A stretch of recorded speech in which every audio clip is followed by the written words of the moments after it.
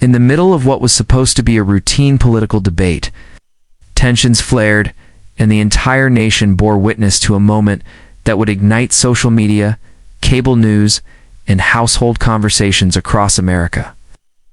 Karoline Leavitt, a rising, conservative voice known for her sharp commentary and unwavering loyalty to her party's ideals, had taken the stage to deliver yet another bold monologue.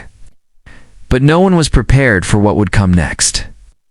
With Kash Patel, a former Trump administration official of Indian descent, seated just a few feet away, Leavitt turned towards him during a heated exchange and, with a pointed tone that brooked no ambiguity, snapped, "Why don't you go back to India if you don't like how things are done here?" The words hung in the air like poisoned smoke, spreading across the room and into the hearts of everyone present. A deafening silence followed. Her remark, not out of confusion but out of collective shock. This wasn't just another political jab. It was a statement soaked in racial overtones, uttered with such casual disdain that it stripped the moment of any illusion of civility. Patel's expression remained unreadable for a second, longer than expected, as if even he couldn't quite believe what he'd just heard. The audience froze. Moderators looked around, waiting for anyone to speak up. Cameras captured every flicker of expression, every breath, every clenched jaw. What was meant to be an exchange of ideologies had suddenly become a raw, unfiltered mirror of America's cultural divides. Kash Patel now stood at the epicenter of a storm that could not be ignored. Kash Patel slowly stood up, pushing his chair back with deliberate calm, his face composed but his eyes sharp with unmistakable resolve. The murmurs in the audience grew louder, but still no one dared interrupt the silence that had settled like a thick fog after Leavitt's inflammatory words.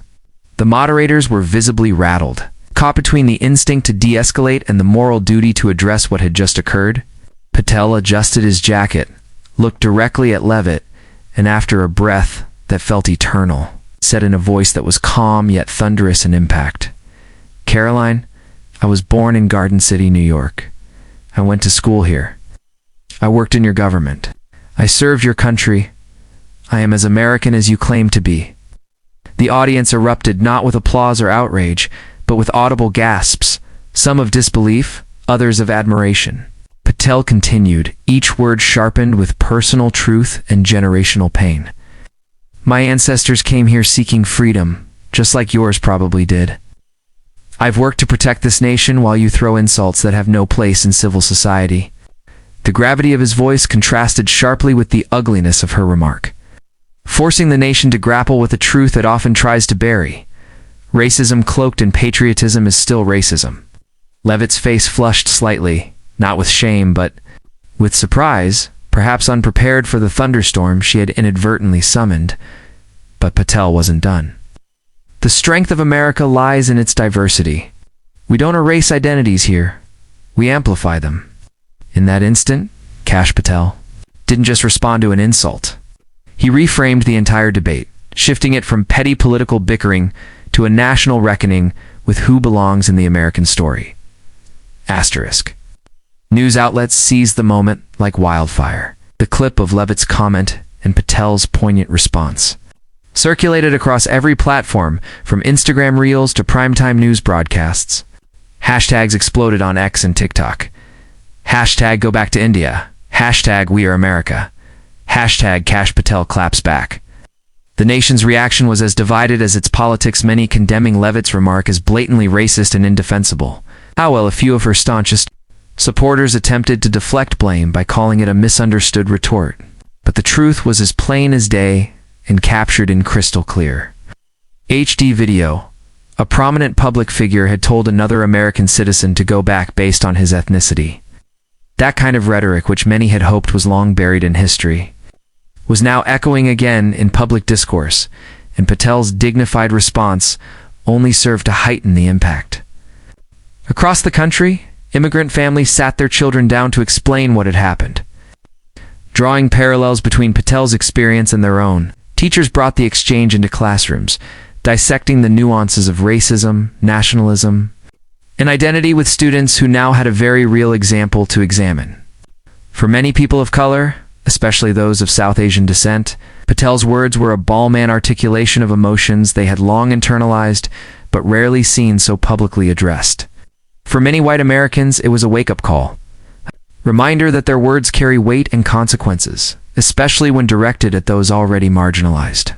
Leavitt, now caught in the center of a cultural firestorm, tried to manage the damage. But the public had already chosen its narrative and she was firmly cast in the role of antagonist. Patel, for his part, didn't bask in the spotlight. Instead, he chose to speak with even more clarity and compassion in interviews that followed. "This isn't about me," he told CNN in a widely watched segment. "It's about the millions of Americans who are told implicitly or explicitly that they are not American enough. I spoke up because silence lets that narrative win." These words echoed across living rooms and offices, quoted by journalists, scholars, and even rival politicians who couldn't deny the power of his conviction. In another interview, Patel explained how his parents had come to the U.S. with nothing, but a dream and worked hard to give their children a better life. Telling someone to go back to where they came from isn't just an insult. He said it's a denial of everything they've contributed, everything they've endured, and everything they've built. That depth of emotion struck a nerve. Across all political lines, even conservative commentators, though hesitant to fully criticize Leavitt, admitted that her choice of words had been deeply problematic.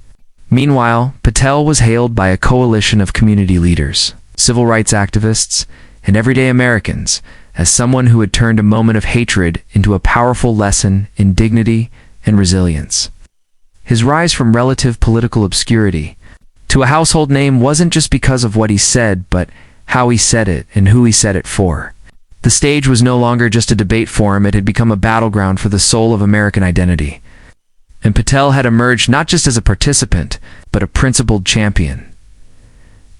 Meanwhile, Karoline Leavitt found herself backpedaling at every turn.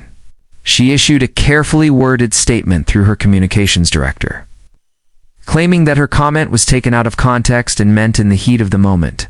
But the public wasn't buying it. The footage was too raw, too clear, too deliberate to be excused as a slip.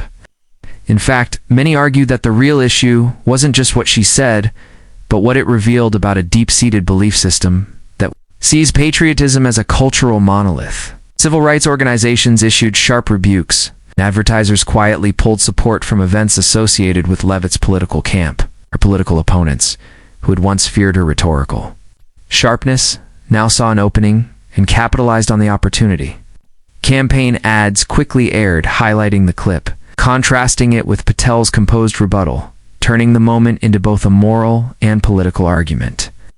But beyond the political theater, the incident sparked a genuine national conversation. Town halls invited Indian-American voices to share their experiences. Late-night comedians addressed the issue with both satire and sincerity. Editorials and newspapers across the country debated what it meant to be American in 2025, with many quoting Patel's line, "We don't erase identities, here we amplify them." What had begun as an ugly verbal exchange now evolved into a cultural movement fueled not just by outrage, but by a desire to build something better. And at the heart of it all was a man who had simply refused to be erased.